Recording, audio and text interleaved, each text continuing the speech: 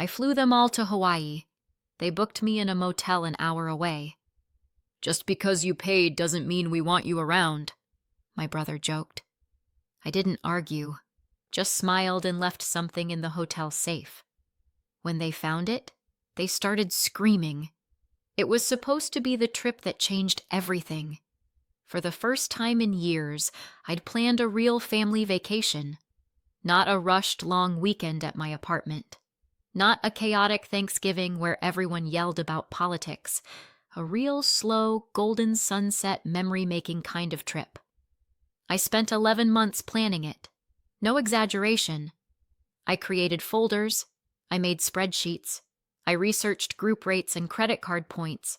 I compared resorts, ranked beaches by accessibility and kid-friendliness, and cross-checked weather trends for the shoulder season.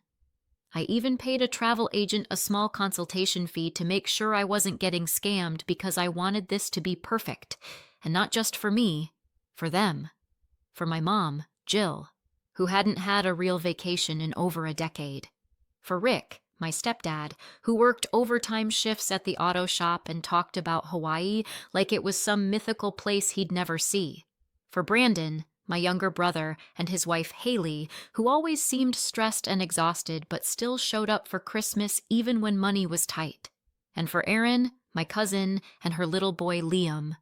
He'd never been on a plane before. I wanted him to see the ocean. I'd been the boring one my whole life. Responsible Natalie. Quiet Natalie. The one who showed up with jumper cables and remembered everyone's birthdays. But maybe, just maybe, this trip would be the moment they'd look at me and see something more, someone they were proud of. I wasn't rich. Far from it. I work in IT support and live in a modest apartment.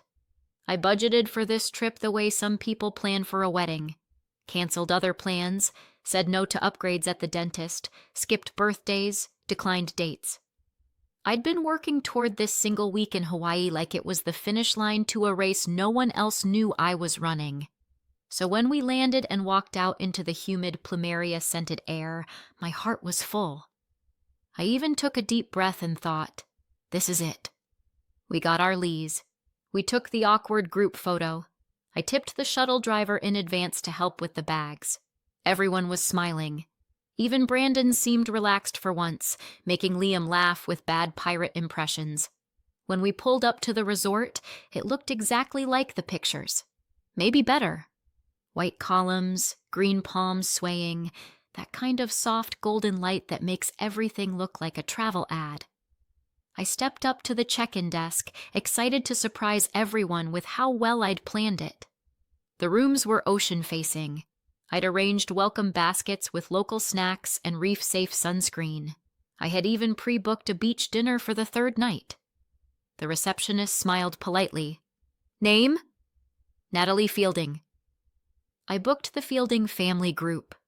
She typed, scanned the screen, frowned. I see the group booking here, but your name isn't on the room list. You're in a separate reservation. Royal Sands Motel. My smile faltered. No, that's not right. I booked everything under my name. She tilted the screen slightly, showing me the breakdown. The names were all there. Jill, Rick, Brandon, Haley, Erin, Liam, but not mine. That's when Brandon walked over, holding 2 room keys like he owned the place.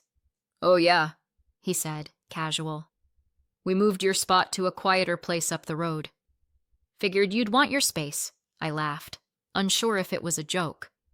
Wait, what? Haley joined him, sunglasses already on. It's better that way, isn't it? The motel's super close. Just an hour, I blinked. Why would I stay in a motel? Brandon shrugged. Look, just because you paid doesn't mean we want you around the whole time. He said it like it was funny, like we were still at baggage claim and he was teasing me about my carry-on. Haley chuckled. Come on, don't be weird about it. Weird, right? Of course. Jill finally stepped in, arms crossed like she was bracing for drama. Honey, it's no big deal. There just wasn't room for everyone, and Erin really wanted to stay with us. Plus, you like quiet, don't you? You've always been independent. The polite word for unwanted. Rick mumbled something like, "You'll be more comfortable there anyway," without looking at me. And I stood there in that cool, expensive lobby, holding my suitcase, realizing they'd all made the decision together behind my back. After I paid for everything, I could have fought it. I could have said, "Actually, no. I booked this. I deserve to be here." But the words caught in my throat. My heart pounded in my ears. My face felt hot. Instead, I nodded. "Sure," I said. "Sounds peaceful." I took the new address from the front desk and rolled my suitcase out through the side door, past the valet and the bellhop and the manicured hibiscus bushes. The Uber driver gave me a look when I told him where to go. "That place? You sure?" I smiled like it didn't matter. "Yeah, I'm sure." The motel was, well, it had a roof. I'll give it that. The room smelled like air freshener and unresolved crime. The beach access was technically accurate if you didn't mind crossing 2 roads and a parking lot to get to the strip of sand. The bedspread had a strange, sticky texture. I didn't care to investigate. The only view was of a rusty vending machine and a faded sign with half the bulbs out. "Royal Sands. Stay a while." I sat on the edge of the bed, suitcase still closed, and stared at the wall for a long time. I kept waiting for someone to call to say they'd made a mistake, to laugh and say, "Gotcha. You're actually staying with us. Come back." Nothing. I thought about the tiny gifts I'd packed for everyone. Hawaiian-themed puzzles for Liam, a set of local teas for Mom, a water-safe phone case Brandon had mentioned wanting. They were still zipped in my carry-on, neatly wrapped. I'd imagined handing them out the first night. Everyone pleasantly surprised, laughing over drinks by the pool. Instead, I was alone listening to a couple argue in the next room about whether the baby looked more like her ex. I showered in flip-flops. I couldn't bring myself to unpack. The next morning, I got up early and caught another Uber back to the resort, hoping, God knows why, that the mood had shifted. Maybe they'd had time to realize how wrong it all was. Maybe today they'd remember who booked this trip. Maybe I'd get a seat at the table. They were already having breakfast when I got there. Laughing, relaxed. Brandon wore a loud Hawaiian shirt and told a story I'd heard him borrow from me years ago. Haley had her sunglasses perched on her head like a crown. Jill was feeding Liam bites of fresh mango. No one noticed me walk up. "Hey," I said, trying to sound breezy. "Morning." Jill smiled vaguely. "Oh, Natalie. We didn't know you were coming." "I figured I'd catch up with you all," I said. "What's the plan today?" Rick glanced at Brandon. "We're thinking of hitting the beach." "Maybe the hike later," I nodded. "Should I meet you somewhere?" Haley tilted her head. "Oh well, we thought you'd want to do your own thing." "I paid for the group snorkeling tour," I reminded them quietly. "It's at 2, right?" Brandon chewing. "We might just skip that."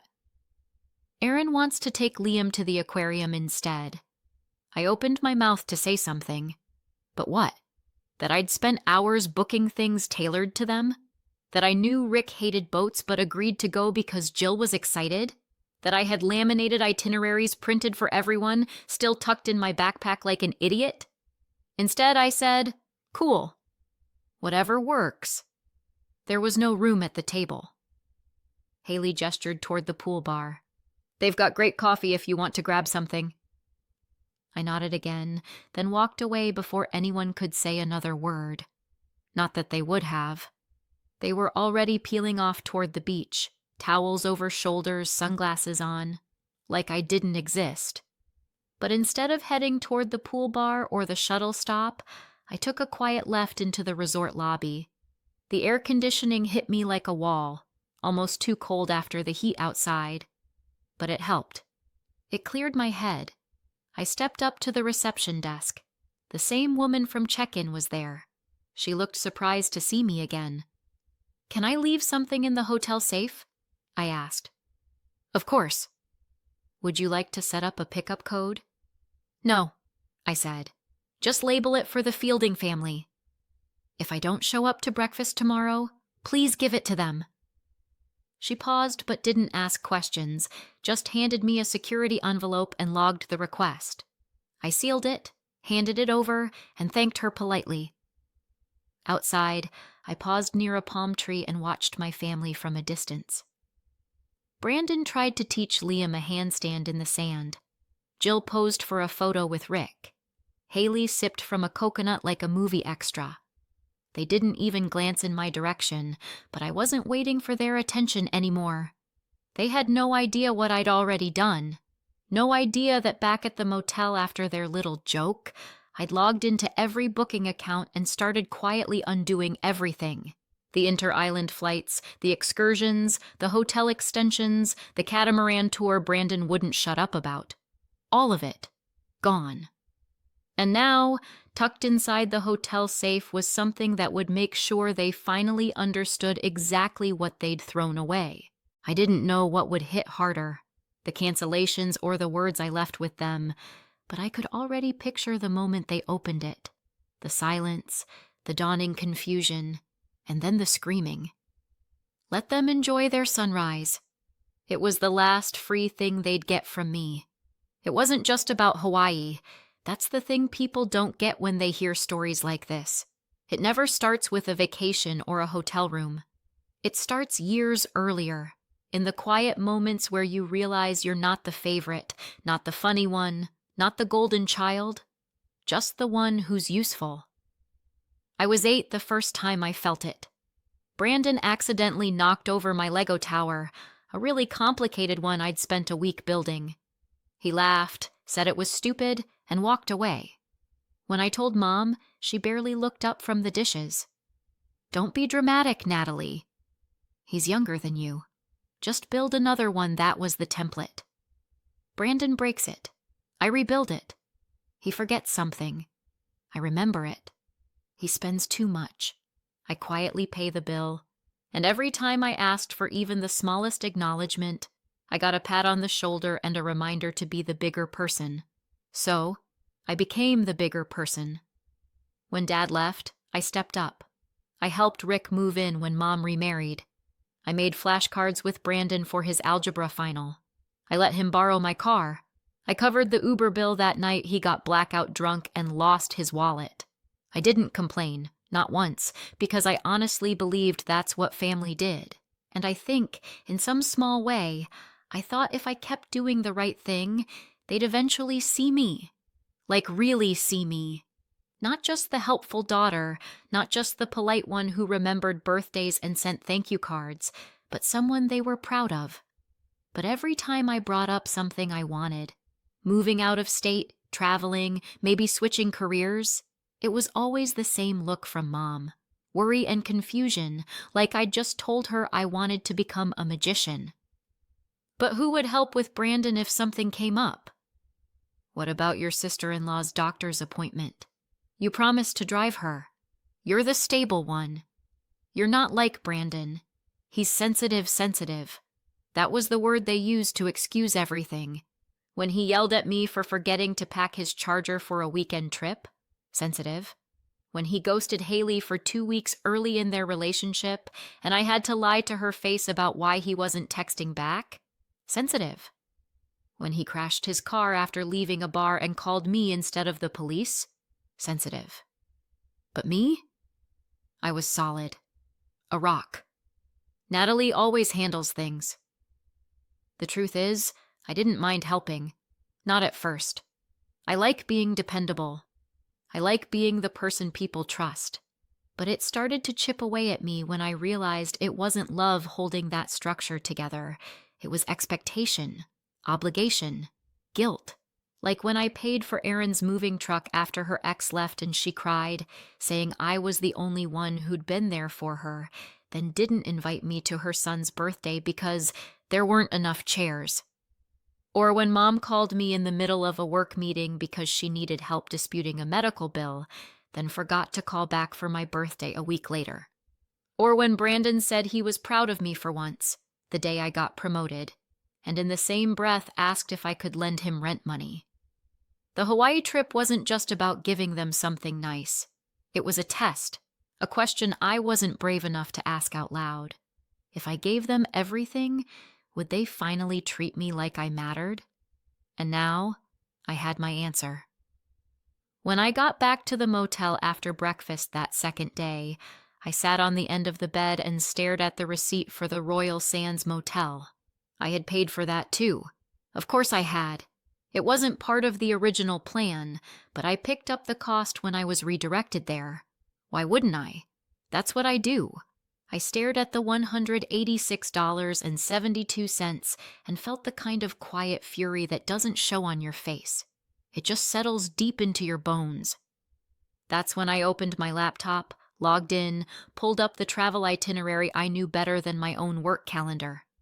I canceled the snorkeling tour, canceled the inter-island flights to Maui, canceled the helicopter ride Mom had said was too much, but secretly bragged about to her church group, canceled the rental car I'd reserved for Brandon and Haley's day trip. Then I logged into my email and removed every saved traveler profile except my own. I sent a short message to the resort's billing office requesting my card be removed from the account for any future incidentals. It felt like shutting off switches in a house I no longer lived in. Later that night, I walked past the resort again, not to spy, just to see if I could feel anything. Anger, regret, jealousy. Instead, I felt clarity. They sat by the pool, laughing, drinking. Brandon held court, of course, telling a story that may or may not have actually happened. Jill was wrapped in a shawl, Rick's arm around her shoulder, both of them glowing in the soft light. I could have been in that photo, but I wasn't. I stood there for a moment, visible to no one, just like always. Then I turned and walked back toward the road. Not back to the motel. Not just yet. I wasn't done. I wasn't going to argue. I wasn't going to beg. I was going to let them walk right into it. Let them sip their cocktails and plan their perfect day. Let them think I was still licking my wounds in a budget motel. What they didn't know was that the rug was already gone beneath their feet. And when they opened that envelope, well, I hoped the screaming would be loud enough to reach the shoreline. The first message came in at 9:12 a.m. the next day. "Hey, Natalie, are you around? We're not seeing your name on the catamaran manifest. Did you cancel the tour?" It was from Aaron, polite, confused, still hopeful that maybe this was just a mix-up. I didn't respond. At 9:24, Brandon called. I watched the screen light up once, twice, declined. At 9:28, a group text lit up. Brandon: "Sis, did you cancel our helicopter ride?" I put the phone face down on the nightstand and poured myself another cup of motel coffee. Burnt, bitter, perfect. I imagined the moment they opened the envelope. The resort staff would have handed it over sometime after breakfast, just like I asked. Someone probably shrugged, said, "Weird, maybe she left a thank you note," and ripped it open without thinking. And then the video would start. Just me sitting on the motel bed, framed neatly, calm as ever. "Hi. If you're watching this, you already know something's wrong.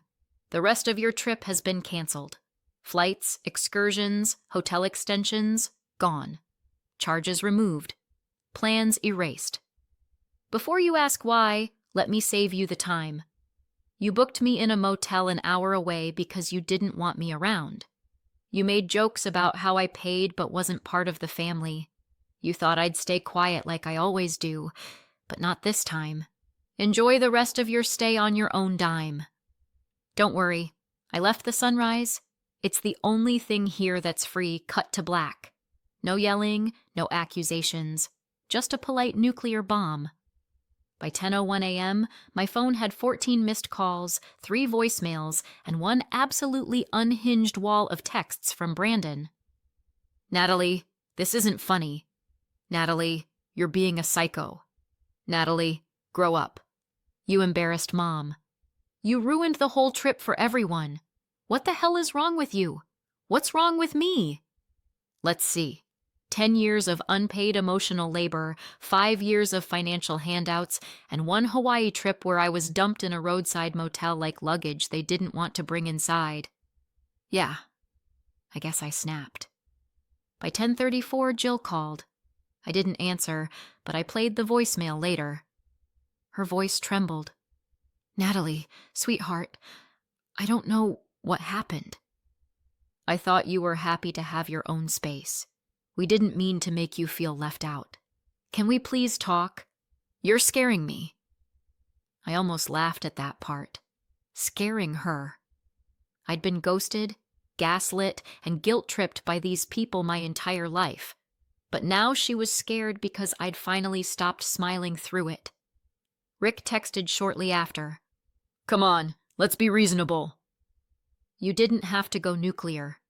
That's rich coming from the guy who stood next to his wife while she pretended I didn't exist at breakfast. Around noon, things escalated. The resort billing office emailed me to confirm my card had been removed and the family had been notified. The remaining charges would now be billed directly to their rooms, if they could provide valid payment, which, according to another message from Aaron, was a problem. Why would you do this? None of us brought extra cards because you said you covered everything. Liam is crying. We can't even go to the aquarium today. I didn't respond, but I did laugh. Then I checked the comments on Brandon's Instagram post from the night before, the one with him shirtless on the beach captioned "Vacation Mode On." Someone had commented, "Sis didn't even pay for her own hotel. El Mao." Another, "Imagine being so trash your sister cancels your trip midweek." Apparently someone at the resort, maybe a staff member, maybe a guest, had shared the story online. A short TikTok titled, "When the family freeloader finally gets cut off." It was already blowing up. By evening, the texts had taken a sharp turn from outrage to desperation. Haley, "We're locked out of the second room." They said the card was declined. Jill, "Natalie, please." "We didn't think it would hurt you like this." Rick, "Come back and talk to us." "We can fix this, Brandon." "You're dead to me." "Seriously, no one wants you in this family anymore." "This is why you're alone." Ah, there it was. The last card in the deck. You're alone. As if I didn't already know. As if I hadn't felt that every time they laughed without me, planned without me, lived like I was a background character in their main story. But here's the thing Brandon never understood. I might be alone, but I wasn't lonely. Not anymore. Because loneliness is sitting across from your own mother while she thanks your brother for bringing everyone together, when you booked the entire trip. Loneliness is realizing no one saved you a seat at breakfast. No one even noticed you weren't there. Solitude. Solitude is peace. I flew out that night. Window seat. No one beside me. I ordered a drink and watched the islands disappear below, green and gold and beautiful in the dying light. They were still there somewhere, scrambling to figure out who would foot the bill, still yelling, still pointing fingers, still wondering how things had gone so wrong. And the best part? They didn't even know it yet. But this wasn't just a vacation ruined. It was the end of the old arrangement. No more quiet support. No more monthly transfers. No more co-signing loans or covering for missed rent. No more picking up the pieces. I was done. And when they got home, credit cards maxed, flights rebooked, bills unpaid, stories spreading, I hoped it hit hard, because for the first time in my life, I wasn't going to be there to catch them when they fell. The silence lasted 2 days. I thought maybe that was it. Maybe they were so stunned, so embarrassed, they'd just disappear. That would have been fine. Better than fine, actually. Clean, simple. But no, day 3, the spin machine kicked in. It started with a post on Brandon's Instagram story.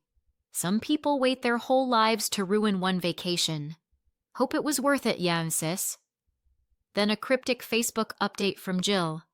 Families aren't perfect, but we grow stronger through love, not cruelty. And then came the full PR tour. Haley wrote a long, carefully worded email to a handful of extended relatives. Yes, she CC'd people. She framed it like a tragic misunderstanding. Natalie felt excluded due to a booking issue and reacted by canceling our entire trip without warning. It was heartbreaking. We're still trying to process the trauma. I guess spending 3 nights in a mid-tier chain hotel near the airport was too much for the system because, yes, that's how their dream vacation ended. They'd tried to stay at the original resort, confident someone would eventually cover the charges. Brandon told the front desk, "She's our sister. She'll fix it," as if I were a misplaced towel service, not the woman who quietly shut the door behind them. But the staff was ready. My name was off the reservation. My card was gone. They had everything in writing. 2 rooms were locked by noon. Resort security escorted them to the lobby with luggage still unzipped. They were offered the option to pay out of pocket. They couldn't, so they checked out. They spent the final 3 nights of their vacation in 1 room with 2 double beds and a rollaway cot at a hotel near the airport with no beach access and lukewarm breakfast eggs. I know this because a resort staffer, someone who watched the whole thing unfold, emailed me privately just to say, "We were all rooting for you." Apparently, the screaming really was loud enough to reach the shoreline. They skipped the remaining excursions. Never made it to Maui. The catamaran tour Brandon bragged about? Gone. Aaron cried in the lobby when they canceled Liam's aquarium visit after trying to guilt the ticket clerk into letting them in for free. When it was time to go home, reality hit harder. I had also canceled the return flights. They had to scramble at the airport, paying last-minute fares with whatever cards still worked. Haley's was declined twice. Rick ended up covering most of it with a credit card he said was only for emergencies. Turns out losing your free vacation midweek because you alienated the person funding it qualifies. By the time they landed, the story had already gone viral. Someone at the resort posted that short TikTok. When the family freeloader finally gets cut off, a clip of Brandon yelling in the lobby, a blurry shot of Jill crying, one of Haley storming off while holding 2 inflatable pool floats. 500,000 views in under 48 hours. The comment section was brutal. Protect Natalie at all costs. This is why you never bite the hand that pays for the helicopter tour. Plot twist. Natalie wasn't the quiet one. She was the loaded gun. Then came the real desperation. Back home, they realized the damage wasn't confined to Hawaii. I had canceled all ongoing support. The monthly money I sent Jill? Gone. The just-in-case savings account Brandon had access to? Closed. The shared Costco membership I'd been paying for? Revoked. I sent one final email. Simple. Final. Effective immediately, I am no longer providing financial or logistical support to any member of this family. Please do not contact me unless it's through a lawyer. They didn't take that well. Rick sent me a screenshot of a credit card bill with a passive-aggressive text. Your mother's really struggling. Any chance you could help? For her sake? I didn't reply. Brandon posted a photo of him and Jill looking sad at a diner, captioned, "Family is supposed to forgive." The comments backfired again. A friend of mine wrote, "Didn't you brag about ditching your sister in a motel? Good luck with that forgiveness tour." And then they went full scorched earth. They called around to mutual friends and extended family trying to plant the story that I'd overreacted, that I'd always been emotionally unstable, that the whole thing was part of a long pattern of control. It might have worked if I hadn't already released the video. I uploaded the original clip, the one I left in the hotel safe, just slightly edited for context. No commentary, just facts. A calm voice, a clear message. You didn't want me around. Now you're on your own. The internet took care of the rest. Some of their friends stopped calling. Jill lost her part-time bookkeeping gig. Someone who saw the video didn't want drama tied to their small business. Aaron's ex used the situation to argue for full custody, citing emotional instability and public embarrassment. Brandon tried to go on a podcast to share his truth. It got 4 views and 2 dislikes. Meanwhile, I was thriving. I booked a trip to Kyoto, just me. No guilt, no group chat. I walked under cherry blossoms, ate noodles in alleyway shops, and slept better than I had in years. I started building a new life, a smaller circle, but peaceful. People who liked me because I was kind, not because I was convenient. For the first time, I wasn't the support beam in a collapsing building. I was just free. The last message I ever got from Jill came 2 months later. I know you hate us. I just wish you'd remember we're still your family. I stared at it for a long time, then typed one line that used to mean something and hit send. It's been 9 months since the trip. Without my support, things unraveled fast. My mom and Rick struggled almost immediately. Turns out I'd been quietly keeping their budget afloat more than anyone realized. He picked up gig work to cover what used to come from me. She stopped answering calls from relatives after a few awkward conversations about how things went in Hawaii. Brandon burned through his last emergency fund within weeks. Haley moved in with her sister just until things stabilize, and he tried crowdfunding his way out of rent trouble. It didn't go well. One of the top comments read, "Maybe don't ditch the woman paying for your vacation next time." Aaron tried to get a loan co-signed. No one in the family would touch it. Last I heard, she was working retail and back living with her mom. I didn't gloat. I didn't reach out. I just moved on. Turns out peace is quiet and affordable, especially when you stop paying for everyone else's chaos. But now I'm wondering, was I right to finally draw the line, or did I go too far? Let me know what you think in the comments. And if you want to hear more stories like this, don't forget to subscribe.